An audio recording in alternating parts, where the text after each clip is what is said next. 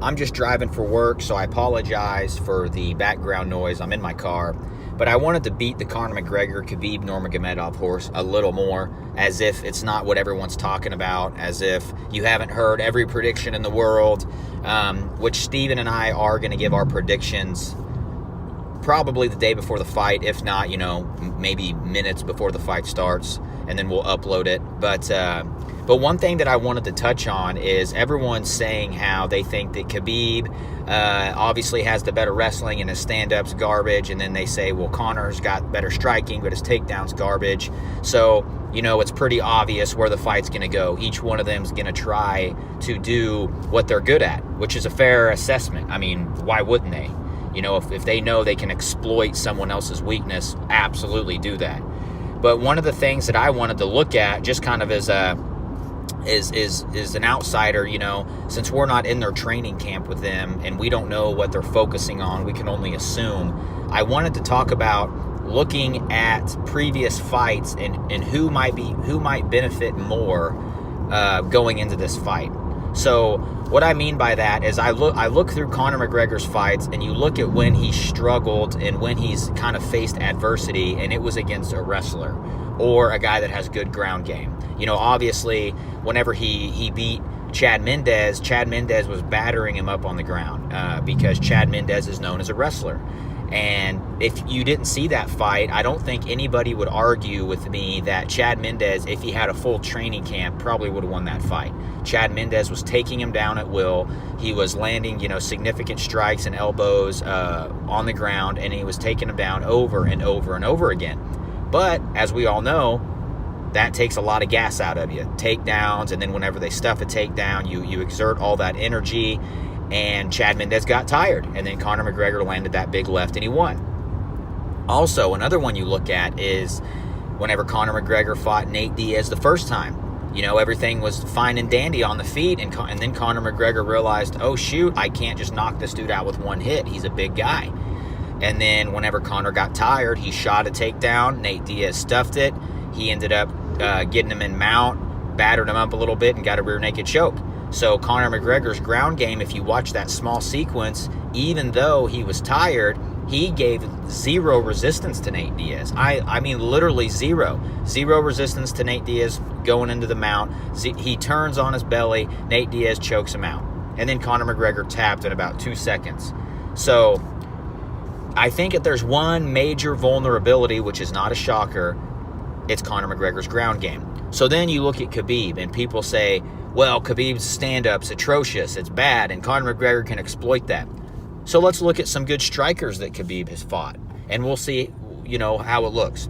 So Khabib fought Rafael Dos Anjos, or RDA as most people call him, who has amazing stand-up. He was a former champion, looked like he was going to run through that division for years. And Khabib beat him. Not only did Khabib beat him, Khabib manhandled him. Khabib was never in any danger in that fight. Khabib had the momentum the entire time. He took him down at will. He battered and beat him and bruised him and bloodied him. And RDA has great stand-up.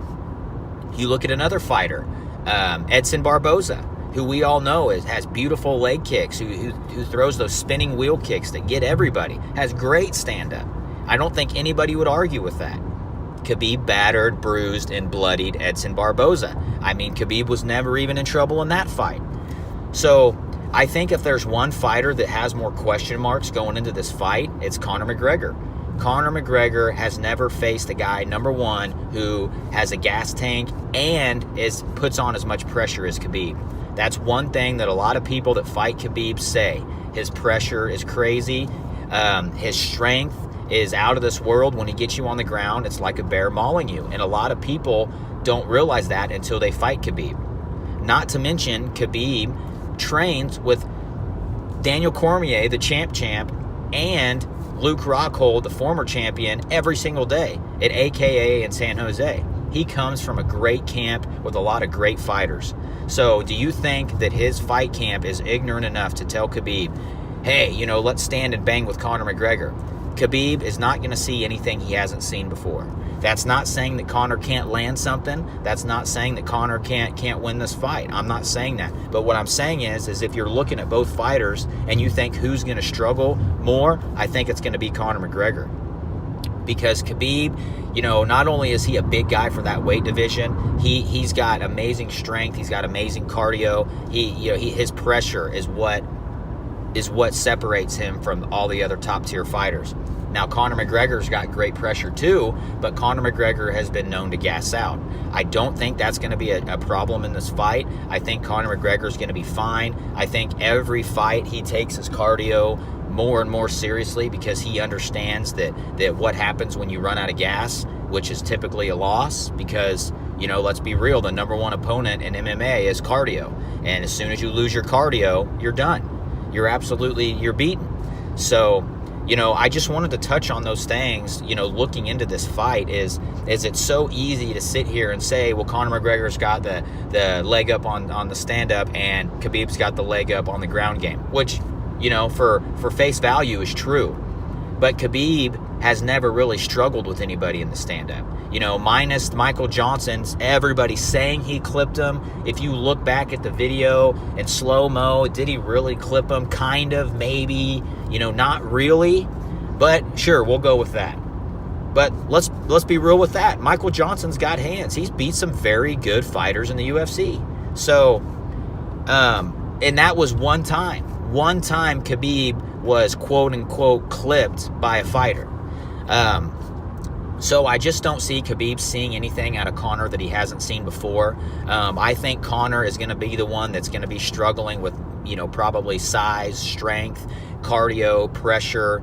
But that doesn't change my outlook on this fight. I still think that even though Conor is the underdog, the betting underdog, I still could see Conor McGregor winning this.